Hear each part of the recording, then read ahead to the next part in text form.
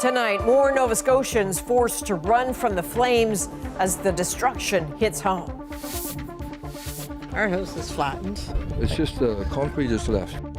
More than 100 homes gone, a community scarred, and dangerous days ahead. It's just mind-boggling. So no burning. For God's sake, stop burning.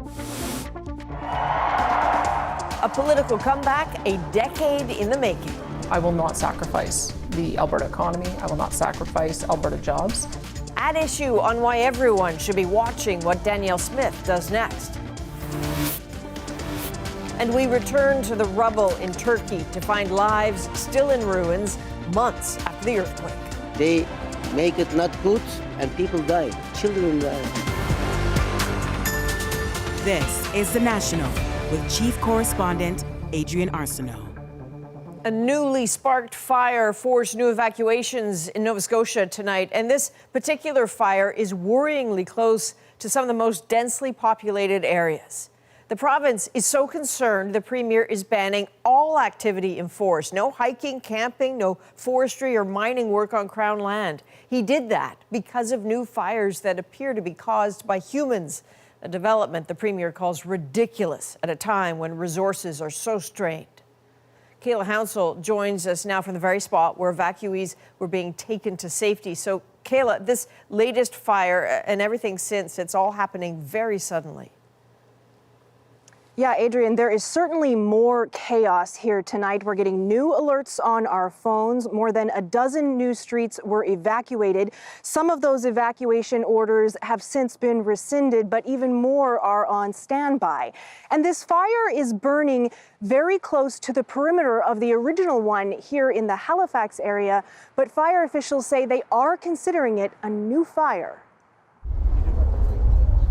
Just hours after fire officials called this a good day fighting Nova Scotia wildfires, they were forced to reroute ground and air crews and scramble more people out of their homes. Very, overwhelmed and everything and just on edge. Officials say the new evacuations were because of the fires and a potential ammonia leak near a large dairy facility. First, we couldn't believe it, but it's now sinking in. But even those forced out of their homes on Sunday are still reeling.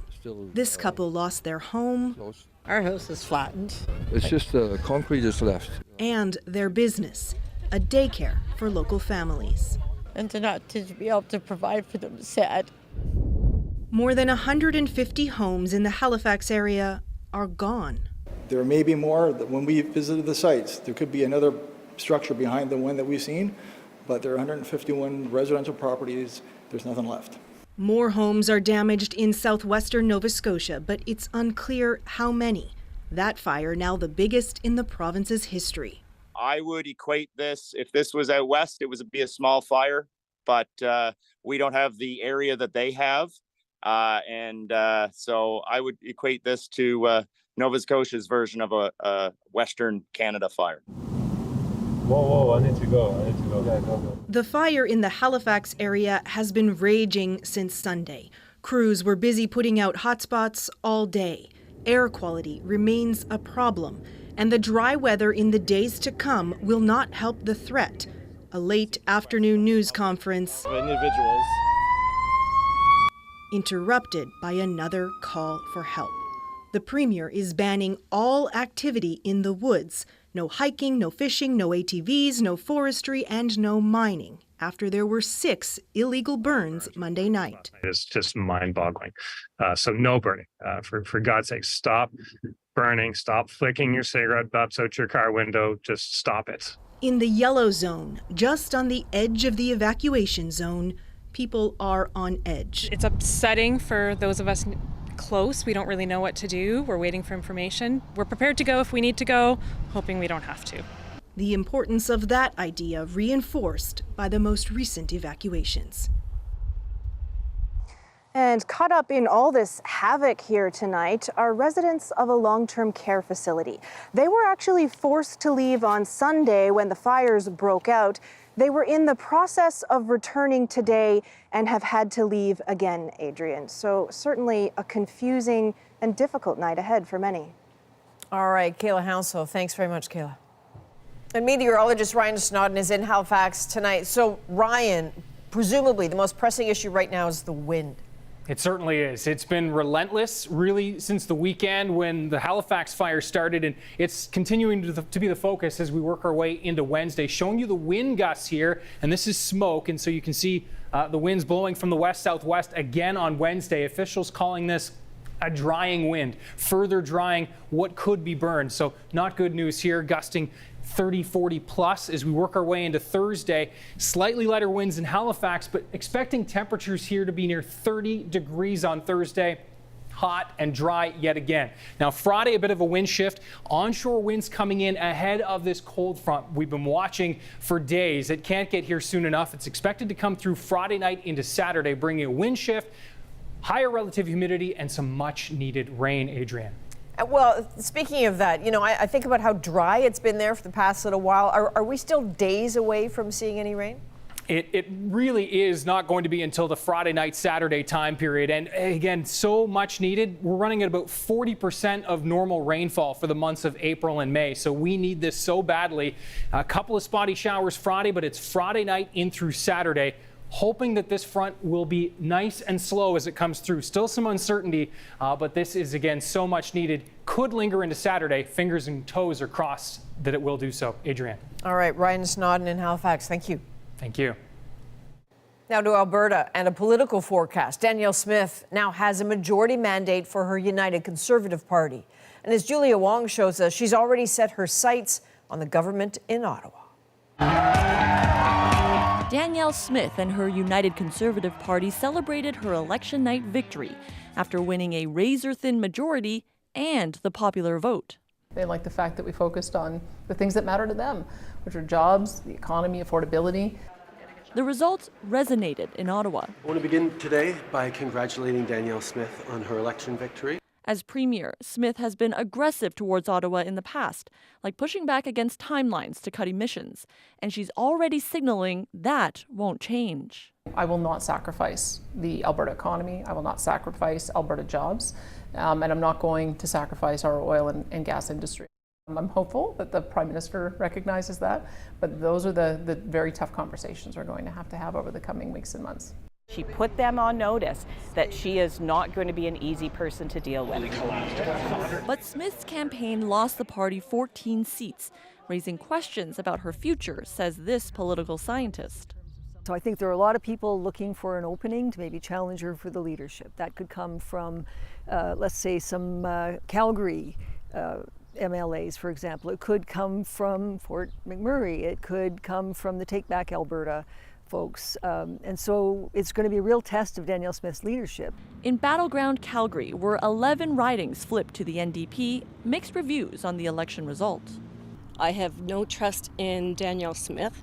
I think she does not have the experience to lead this province. I'm happy because, Danielle Smith is a win again. Smith will have to contend with the largest official opposition in Alberta's history. And Rachel Notley will stay on as NDP leader for now. She's not going to leave the party until there's a plan in place for succession. So, she could be around for several months, maybe even a couple of years. So, Julia, there was this really long delay last night before the vote count started flowing. Are you getting any answers from Elections Alberta about what happened? Yeah, Adrienne, so Elections Alberta says this is the first time returning offices have been in charge of reporting the advance vote. Now, this system lets Albertans vote anywhere in the province, but it also meant that every location might have to provide results for different races across Alberta, and Elections Alberta says it all just took more time. All right, Julia Wong, thank you. At Issue also has some thoughts on the election results and why the party leaders in Ottawa are going to be watching what happens next very closely. It is a special edition in just a few minutes. The federal NDP is calling for David Johnston to be removed as special rapporteur on foreign interference. Rafi Boudjikanian takes us through why Jagmeet Singh now says it is necessary after weeks of debate. Questions? Question orale? The NDP is joining the opposition chorus, calling for David Johnston to be removed from the investigation into foreign interference in Canadian elections. Their appointed rapporteur, David Johnston, does not have the confidence of this House. Johnston was appointed to the job by the Prime Minister and last week recommended the government not call a public inquiry into the issue, but he intends to hold public hearings. All opposition parties want an inquiry. The Conservatives and Bloc Québécois have attacked Johnston's ties to the Prime Minister. Jagmeet Singh says the damage is done. The appearance of bias is so strong that the Special Rapporteur can no longer continue to do his work.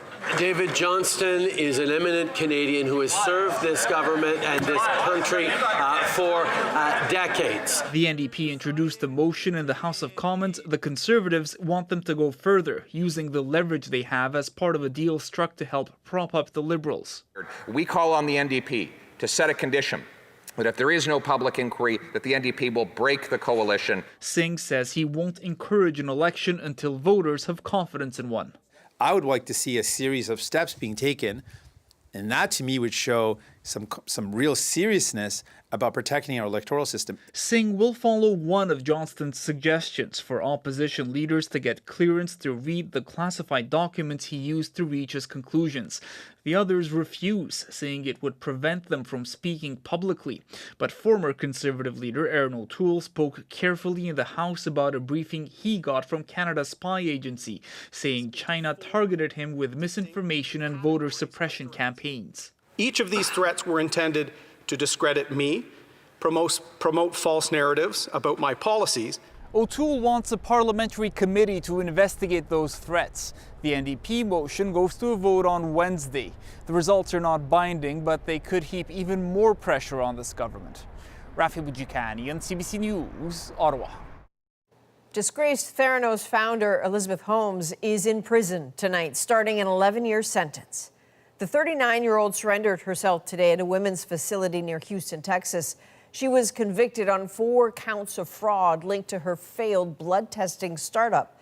Her company promised technology that could detect health conditions with just a few drops of blood, but it never worked. And there's a dire warning tonight signed by hundreds of artificial intelligence experts and scientists. The warning is just 23 words long and says mitigating the risk of extinction from AI should be a global priority alongside other societal scale risks such as pandemics and nuclear war. Microsoft, Google, and OpenAI executives were among those who signed the statement. And Ukrainian officials say 4 people are dead, dozens are injured after yet another night of Russian airstrikes. But it's a drone attack in Russia's capital that's capturing headlines tonight. Margaret Evans now with what appears to be a rare strike in Moscow. The day the war laid its hand, albeit lightly, on the Russian capital. An apparent multiple drone attack, the impact and flight of some caught on the mobile phones of astonished Muscovites. Russia's defense ministry accused Ukraine of launching 8 attack drones at Moscow, saying 5 had been shot down, 3 others knocked off course. In a place where the narrative of Russia's invasion of Ukraine is carefully controlled, it was clearly a shock to residents. I fear for my life and the lives of my loved ones, says this woman. Things are not as calm and stable as we've been told. Ukraine has denied any involvement, but the Russian President Vladimir Putin was quick to blame Kyiv.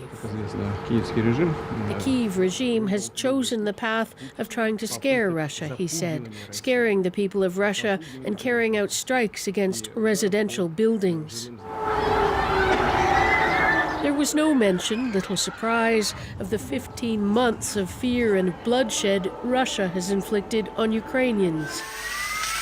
Kyiv has endured 17 drone and missile attacks this month alone.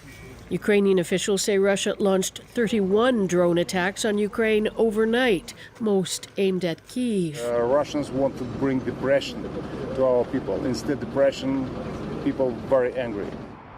Washington has reiterated its position that it doesn't support attacks on targets inside Russia. Britain's Foreign Secretary gave a different take. Legitimate military targets beyond its own border are part of Ukraine's self-defense, and we should recognize that. But he wouldn't speculate on whether Ukraine was behind the Moscow attacks. Margaret Evans, CBC News, London. NATO is sending hundreds more troops to Kosovo tonight after violent clashes this week injured dozens of soldiers and protesters. Cameron McIntosh now with what triggered the unrest and the urgent calls for calm. A fragile peace fractured. In northern Kosovo, ethnic Serbians clashed with NATO peacekeepers and local police, who responded with pepper spray and stun grenades, leaving at least 30 soldiers and more than 50 protesters injured, with many Serbians pointing their fingers at Kosovo's prime minister. Serbs do not have problem with Albanians. We are facing with the problem with the regime of Albin Kurti. Prime Minister Albin Kurti sent police to oversee the installation of 4 new mayors, all ethnic Albanians, elected last month in a vote the local Serb majority boycotted. Now he's accusing Serbia of sending extremists. This is a fascist militia who attacked our policemen and NATO soldiers. Serbia's president denies those allegations and urged locals not to fight NATO while calling the election illegitimate. Kosovo, mostly ethnic Albanian, declared its independence from Serbia in 2008. Serbia doesn't recognize Kosovo, but much of the world does. The EU has long tried to broker peace deals that never seem to fully work. Today, NATO pledged 700 more soldiers, while it called out both sides. Both Pristina and Belgrade must take concrete steps to de-escalate the situation, refrain from further irresponsible behavior. We have too much violence in Europe already today.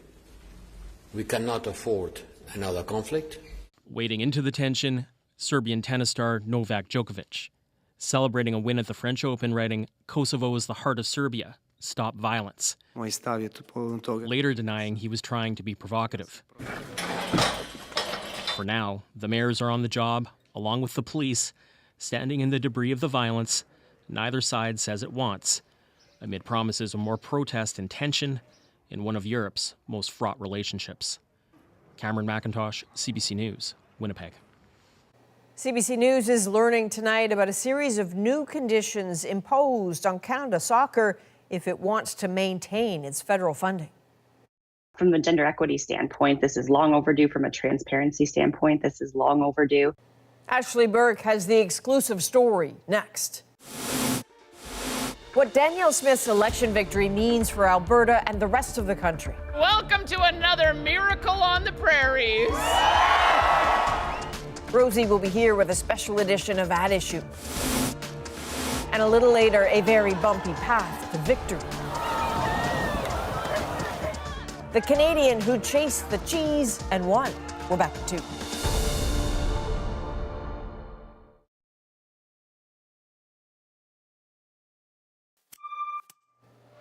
Well, look at that. The mystery of what caused the Venice Grand Canal to turn green is one step closer to being solved. Environmental authorities in Italy say the water was dyed by a chemical that's commonly used to identify underwater leaks.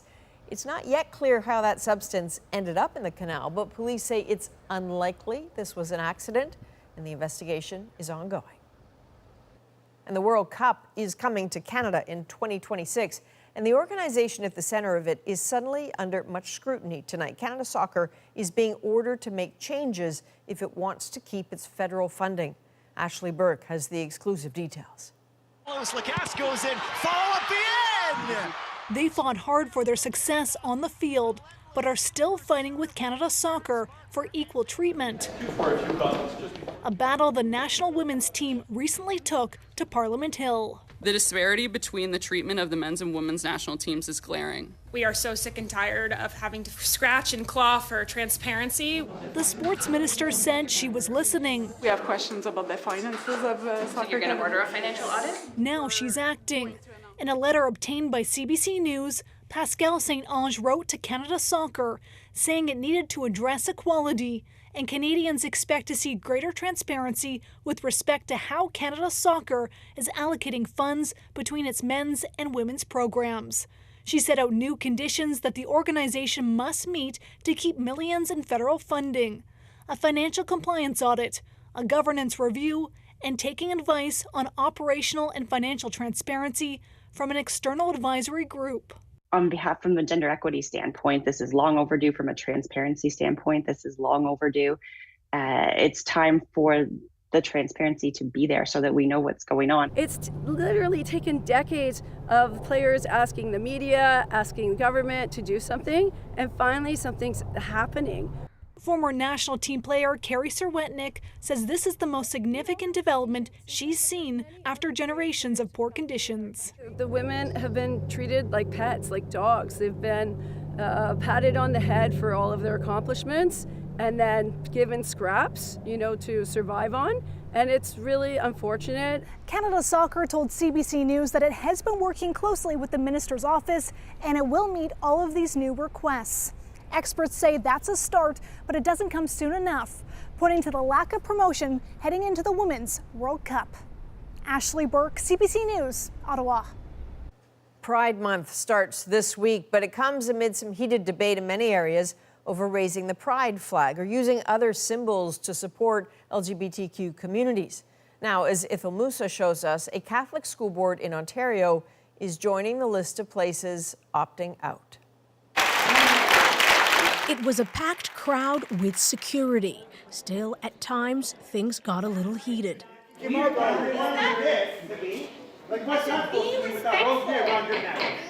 the end, the York Catholic District School Board voted against flying a pride flag at its head office in June with a vote of 6-4.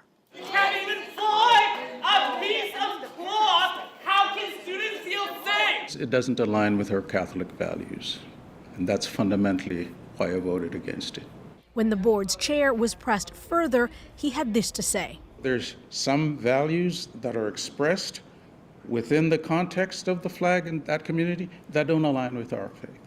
Issues concerning pride have been a source of conflict for the board for months. Police were called to deal with angry parents who disrupted a meeting in late February over the issue of safe spaces stickers. Paulo De Buono teaches at another Catholic school board and is on a mission to make those in the Greater Toronto area more inclusive. But it hasn't been easy. De Buono filmed this in the lobby of the York Catholic District School Board meeting in April, where he was scheduled to speak in favor of the pride flag. My Jesus would fly the pride flag. De Buono says the flag is a symbol of acceptance for students who feel unsafe and unsupported. This is an unrepresented group for years. They deserve to be seen. They deserve to be shown that we stand up for their values, that they can be celebrated. Student trustees Antia and Jonah didn't get to vote on the issue, and they say they're gutted by the outcome. It was very tough to see and very disappointing, honestly. We represent the students and the community as well. Repeatedly, they've only asked for this flag to be risen. Ontario's education minister says he's disappointed too, but refused to say if he would mandate trustees to raise the flag. Ithil Musa, CBC News, Toronto. After the break, Rosie's here with a special Tuesday edition of At Issue. Hey there, Rosie. Hey, Adrian. Obviously, we're here because we're going to talk about the Alberta election and Danielle Smith's win. As Premier, I cannot, under any circumstances, allow these contemplated federal policies to be inflicted upon Albertans. I simply can't, and I won't. What does a re-elected UCP majority mean for the federal Liberals and for the rest of the country? Chantal, Althea, Andrew, and Jason Markusoff join me to talk about that and more.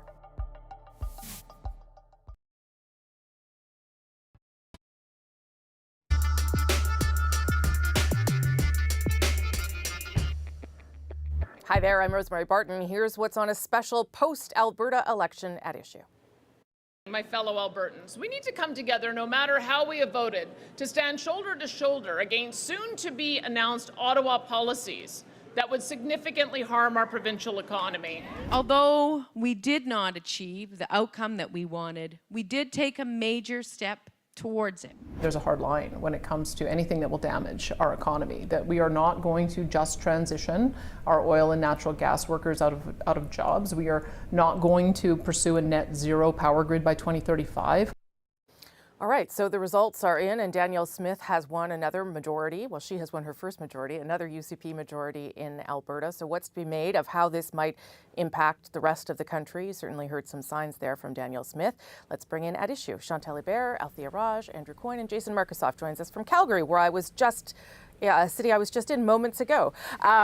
Jason, let's start with some of the language that we heard there from Danielle Smith, both last night and in her interview with David Cochrane. I assume it's not surprising, but what should Ottawa take from those signals that she's sending? I mean, after 4 years of Jason Kenney and now the first several months of Danielle Smith, they can't be surprised by some of that rhetoric. They know, first of all, that nothing gins up a United Conservative crowd like that rhetoric, and they've heard it for quite a while, and Danielle Smith has used it, because any premier, even if Rachel Notley would have won, they would have had some kind of edge against them. People talking about because Alberta is nervous. Even Rachel Notley was expressing anxiety about the oil and gas emission, sectoral emission caps. So there is that anxiety. Of course, Rachel Notley will not have pushed it as hard as Danielle Smith does. Danielle talking about what Ottawa might inflict upon Alberta, but we'll see that's the rhetoric. We'll see what the action is. Last year she had this Sovereignty Act. Right now she's saying it was an education tool, it's a symbolic thing. So she's toned down that. It's not really sure what her levers are. Of course, being upset and being very firm is in the fine tradition of Alberta politicians. But behind the scenes, this government and the federal government have been working towards some kind of solution, something that gets Alberta toward a net zero path without overly compromising the economy. So what, Chantal, should the country take away from Alberta choosing Danielle Smith and her sending these signals about her approach to the federal government? Well, for one, they should be looking to Alberta for a lot of political action, possibly over the next few years. This is a very small majority government in a province where the Conservative Party, under any designation, has taken down more leaders than the voters have. Yeah. And basically that means that it will be hard to manage that government going forward. But I think on policy and in the policy debate, the Liberals were probably more worried about Jason Kenney than they would be about Danielle Smith. The concern over Danielle Smith's premiership is going to be unpredictability, as it has been so far and as it could be in the future. And it's harder to deal with someone who is unpredictable, think Donald Trump, than with someone who opposes your policies in a cohesive, well-argumented fashion. Andrew. I think she sounded a bit tinny, frankly. It's not like she swept the province. They lost, 14 seats. She's presiding over a very sharply divided province where her government failed to carry either of the two largest cities. And to the extent they won in spite of her, not because of her. She wasn't enough of a liability for the NDP to be able to actually eke out a victory, but she certainly cost the party seats. And she's not in a particularly strong position because to the extent she was able to eke out a win herself, it was by essentially disavowing the Danielle Smith up until about 6 months ago, everything that she'd said or done before then. And so she's now in a position where they won the margin of victory was these 6 seats in Calgary that they won by a handful of votes. So she's got to be very cautious about doing anything to upset those folks. Yeah. But at the same time, she's got the people around her, the people advising her, the people in the Take Back Alberta movement who've essentially taken over that party, who are going to be urging her on and pushing her on to even further extremes. And they've shown in the past they're not particularly practical and not particularly forgiving. So I think she's not actually in that strong a position to be issuing these ultimatums to the federal government. I think she's actually in a pretty tight confine. Althea, your thoughts? I think she may be laying down some of the groundwork in case the economic situation in Alberta doesn't necessarily continue. Well, it has already declined in a way. So I think that, let's blame Justin Trudeau and the federal Liberals for everything that is wrong. I think that might serve her actually well. And I agree entirely with Jason. I think this is a very popular cross-partisan frame that she has set out. I also am not sure what Danielle Smith we're going to get as a premier, because Danielle Smith as leadership candidate for the UCP was quite different, frankly, than Danielle Smith as the premier in the fall, even with the Sovereignty Alberta First piece of legislation. So, she's still somebody who didn't actually make a ton of problems for the government when it came to the healthcare negotiations. She campaigned on the childcare deal. Yeah. So there are areas of agreement. And I think we heard that from federal cabinet ministers today, talking about, well, I look forward to working with Danielle Smith on critical minerals, and let's talk about hydrogen. And, there are other things that we can work on. I think perhaps the relationship to watch might be Stephen Guilbeault and Danielle Smith, who seem to have a bit of bad blood with each other. Like, I remember during the leadership race, he basically suggested that she was dealing in conspiracy theories, and she seems to have a very personal tone with him. So it will be interesting to see kind of like the subplots, how the personalities affect the discussions on policy. Chantal, and then Jason. Yeah. But let's be clear, when we talked about Doug Ford becoming premier and its impact, or François Legault being re-elected, the reason why that impact was important in federal politics was leverage. Why, as in, the Liberals need to win Quebec and Ontario. Right. They do not have much to lose in Alberta, frankly. And up to a point with Ontario and Quebec voters, there are more points possibly to be gained by standing firm on environmental policies than by saying, I want to be nice to get along with this current Alberta government. Jason, what do you think about that? But to a large extent, they need to get along with the Alberta government and do something. Because if Alberta is intransigent and is not a serious partner on climate change emission reductions, there is no hope that Canada can have at meeting its Paris targets or its other climate ambitions. There needs to be serious work. And there has been. I mean, this is the thing. For all the rhetoric from Jason Kenney and Danielle Smith, they have been working seriously on hydrogen, critical minerals, as Chantal was saying, methane reductions, and they're in widespread support of Alberta's industrial carbon tax. So, I don't know if there's going to be some quick rapprochement on this sectoral oil and gas emissions targets. Yeah. But there is work behind the scenes beyond the rhetoric. There'll be some new environment minister that Danielle Smith will appoint. Maybe it'll be somebody quite firebrandy. We're not sure. They don't want to be seen as being cooperative with the government, but the imperatives of industry actually wants them to work together well, because they know that too much fractiousness, too much unpredictability is a problem. Andrew. She's got to be careful not to overplay her, what I say is not a particularly strong hand to begin with, because she'll simply be giving Trudeau what he needs, what he wants. In politics, your enemies can help you as much as your friends. If she pulls out the really big guns and goes to the Sovereignty Act or something equally extreme, she frankly gives him an issue to run on in the next federal election. If it becomes the governability of Canada, not just meeting our climate targets, but actually how do we govern this country in a law-abiding way, he looks good in central Canada if he's running on that kind of platform. Althea? Well, I think the other part of this is that it will be interesting to watch how Pierre Poilievre, the leader of the Conservative Party here in Ottawa, how close he's willing to get to Danielle Smith, and when it comes to the environment file, like where he's drawing a line. Because at the moment, it's just about scrapping the carbon tax. But if she really does take a much firmer stance, how does that squeeze the Conservative Party, and what is his positioning with regards to Danielle Smith? Okay, I'm going to leave it there. Thanks, everybody, for coming in on a Tuesday, and to Jason, especially because he was up very late. I'll see the rest of you on Thursday. Thanks very much. Now it's back to Adrienne, and she's in Toronto. Thanks, Rosie. In southern Turkey, there is a race to rebuild just months after a massive earthquake took the lives of more than 50,000 people.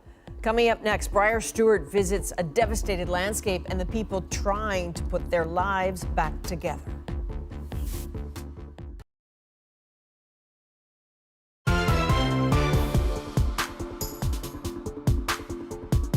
Well, there are still so many horrible scars on Turkey's landscape. Nearly 4 months after earthquakes killed more than 50,000 people and pushed millions from their homes. Yes, there is a renewed promise to rebuild. The president, re-elected on Sunday, has sworn to act fast.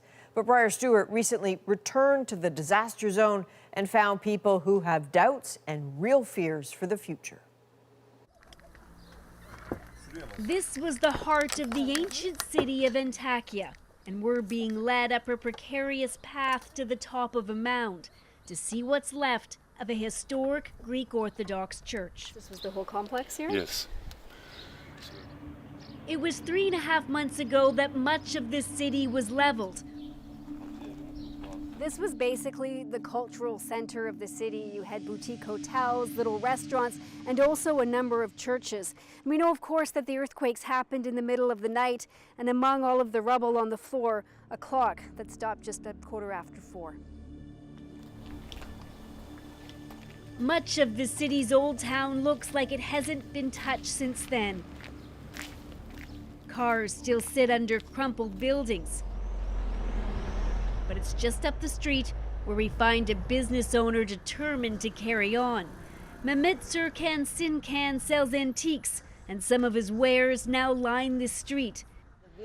From mama, grandmama, He tells us about the first few moments after the earthquake and how he tried to save some of those trapped. People cry, Serkan. Neighbor cries, Serkan. One living woman says, Serkan. We are 40 years neighbors there. I say, Mama, I go down to help. I start help. You can see here. Here is from outside building, here. With his apartment damaged, he slept in his antique store until a third earthquake struck 2 weeks later. And when the earthquake came, I was get down, I was there. I was do like this. It was coming and coming. It was coming and coming. I tell, we are going down this time. Because this one I was feel, it was so hard inside. So you were on the ground like this and you were watching your building? Was yes, it and shaking? It was like this. This apartment was like this. It was coming boom.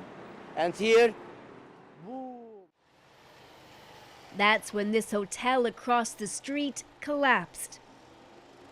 The 150-year-old building that houses his store was severely damaged. It's not so safety.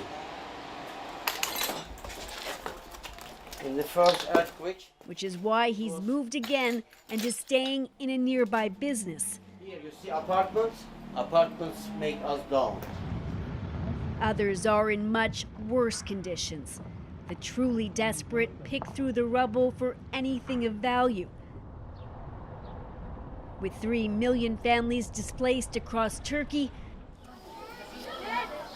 tens of thousands are living in tents. This grandmother is heating water so those in this camp can take their weekly shower. Where are my children? Where is my grandson? She cries. Her son, daughter-in-law, and their infant were killed in the quake. Multiple generations live in this camp together, and they say it's hard when the children keep asking when they can go back home. What century do we live in, this man says. Look at these people. I can't talk about this.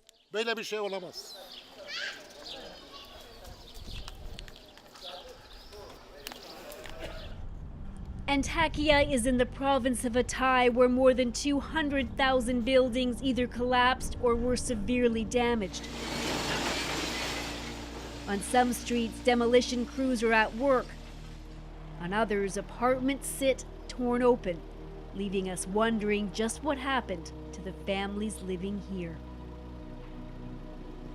This historic city has been destroyed by earthquakes before. Hedefimiz inşallah. And Turkey's president has vowed to rebuild once again, promising new homes within a year, but that's unlikely. Local officials tell us aftershocks make it too risky to start rebuilding now. Sirku Ersoy has spent years warning officials about how poorly prepared the area was. especially the airport, which was built right on top of a fault line. But many people rejected my opinion. Maybe political decision, I don't know. But geologically and ecologically is a wrong area. Now he's trying to warn about what could happen next, a catastrophic earthquake off the coast of Istanbul. Bigger than 7.0. How prepared is the city for that kind of earthquake? Good question. We are preparing so much project, but second question is, it is enough? It is not enough. The earthquake would be triggered in the Marmara Sea and would impact the 30 million people living along the coast, including the city of Istanbul, where nearly 70% of the buildings were built before the year 2000, when safety codes were strengthened. 3 years ago, the city launched a free inspection program to identify buildings at high risk. Uptake was slow, but that's now changed. Since the earthquake, there has been 150,000 requests for inspections. While the focus is on older buildings, new ones can also be vulnerable. Look no further than what happened in Antakya. This is all that's left of 5 brand new residential towers that just opened in 2019. They were marketed as being well designed and built to the highest standard, but now nothing remains. When the apartment complex opened, local officials held giant gold ceremonial scissors. Now there are calls for resignations and criminal charges. Back in the antique shop, Sinkan says everyone knew the earthquake risk was high.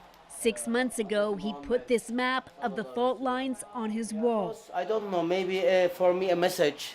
Serkan, wake up, it's coming something bad. Here, you can see here. The warnings were all there, which is why he wants accountability. I want from my government, they have to go back 50 years. Who have made not good things, they have to get in, or they have to pay some things. Because they make it not good, the job, and people die. Children die. Everybody die. So, Briar, you're back in London tonight, but when Antakya is rebuilt, I'm going to presume there will be changes to how it's built, right? Well, that's right. Officials say they're working on a plan, so when it is rebuilt, it's better able to withstand these earthquakes. And the plan would include limiting the height of buildings in certain areas, and in Old Town adding more green space where the soil is too unstable to safely rebuild. I spoke with the mayor of Hatay, who said, look, this is a region where there's going to be more earthquakes. History has demonstrated that, but they want to rebuild the city in a way so that when the next one hits, thousands of people aren't killed. All right, Briar Stewart in London tonight. Thank you. You're welcome. Coming up, a cruise ship caught in a huge storm takes on water. The frightening ordeal for passengers. Plus, I was unconscious when I passed the finish line because I had hit my head at the very bottom. this Canadian takes a hard fall on her way to victory in our moment.